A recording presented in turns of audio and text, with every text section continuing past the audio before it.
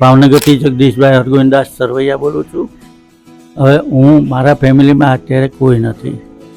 મારા મમ્મી ગુજરી ગયા, મારા પપ્પા ગુજરી ગયા તમે 2 વર્ષની ઉંમરનો હતો. ત્યાર પછી મારા મોટાભાઈ ગુજરી ગયા. ત્યાર પછી મારે એક બાબો હતો એ ગુજરી ગયો. ત્યાર પછી મારા મમ્મી ગુજરી ગયા. ત્યાર પછી મારા બીજો એક બાબો હતો એ ગુજરી ગયો. અને ત્યાર પછી મારા મિસિસ ગુજરી ગયા. અત્યારે હું સાવ એકલો જ છું અને ભાવનગર રહેતો, સિક્યુરિટીમાં નોકરી કરતો. હવે હું બીમાર પડી જવાથી 1.5 મહિનો હોસ્પિટલ રહ્યો. મારું કોઈ છે નહીં આગળ પાછળ કરવાવાળું. હું બાપુના વિડીયો મોબાઈલમાં 2 વર્ષથી જોતો, ફોલો કરતો અને એવું મને લાગ્યું કે હવે બાપુ પાસે મારે વયું જવું જોઈએ. કરવાવાળું કોઈ નહીં. આપણે હાજર થયા, બીમાર થયા તો આપણું કોણ કરી આપે? એટલે હું ફેમિલીમાં કોઈ નથી. એટલે અહીંયા બાપુના વિડીયો જોઈને અહીં સુધી પહોંચ્યો છું. અહીંયા આવ્યા મને હજી 10 દિવસ થયા છે. મને મારું ભાવનગર નથી સાંભળતું.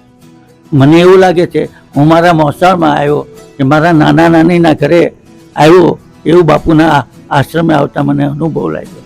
અહીંયા બધા માણસોનો સ્વભાવ સારો, બધી જાતની ફેસિલિટી સારી છે, કોઈ જાતની તકલીફ નથી, કોઈ રોકટોક કરવાવાળું નથી કે તમે આમ કરો કે તેમ કરો. અહીંયા કોઈ પણ વ્યક્તિને કોઈ પણ કશું કોઈ કહેવાવાળો એવું નથી કે ભાઈ તમે શું કામ આમ બેઠા છો કે સૂતા છો. અહીંયા મને એકદમ સરસ આનંદ છે. અહીંયા આવવાથી મારા તબિયતનો બી ઘણો મને ફેર દેખાય છે 10 દિવસમાં. બસ આ બાપુનું કામકાજ એવું છે કે પોતાના માવતરને રાખતા હોય એ રીતે અમને લોકોને રાખે છે. એટલે એ દૃષ્ટિએ બી ઘણું સારું છે.